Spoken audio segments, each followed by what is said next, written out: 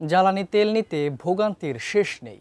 বৃষ্টি আর ঘুম উপেক্ষা করেই দীর্ঘ লাইনে তেল নিতে দেখা গেছে অনেককে। শিবলুর রহমানের তোলা ছবিতে বিস্তারিত জানাচ্ছেন তৌফিক হাসান তুহাদ। রাত প্রায় ১টা। শহর যখন ঘুমে আচ্ছন্ন, ঠিক তখনই বৃষ্টি ভেজা অন্ধকারে জেগে আছে রাজধানীর কিছু সড়ক। জ্বালানি তেলের আশায় ঘন্টার পর ঘন্টা লাইনে দাঁড়িয়ে মোটর বাইক ও প্রাইভেট কার চালকেরা।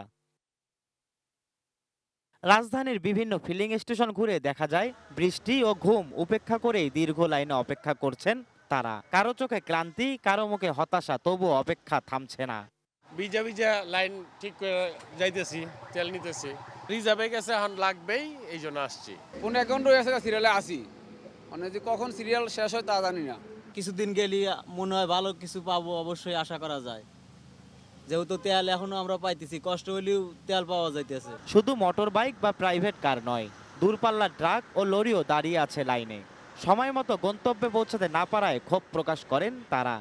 যাবো আমি খুলনা, গাড়ি লোড করতে যাবো, তেল নিয়ে বাইরে যাবো, এখনো কোনো খবরই নেই।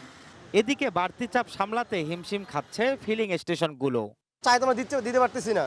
জায়গায় কেউ বিপদে, অনেকে বলে যে লোক মারা গেছে, সেই ক্ষেত্রে আমরা কাস্টমার সাথে কনসিডার করি, ওনারা একটু বেশি দেওয়া হয়। আমাদের স্টাফরা 24 ঘন্টা সার্ভিস দিচ্ছে। এটা তো আমরা এমনও হয় প্রাকৃতিক প্রয়োজন সারার মতো সুযোগও পাওয়া যায় না। একটা স্টাফ 8 ঘন্টা ডিউটি করে তার ক্ষুধাও রাখতে পারে, নাস্তা করার মতো 2 মিনিট সময় পাওয়া যায় না। সংশ্লিষ্টরা বলছেন দেশে তেলের কোনো ঘাটতি নেই, তবে কৃত্রিম সংকট তৈরির অভিযোগও উঠছে। অনেক তেল আছে, তারপরেও নিচ্ছে, এই যে জ্যামটা সৃষ্টি হইতেছে, এটাই প্রবলেম। তৌফিক হাসান তুহাদ, এটিএন নিউজ, ঢাকা।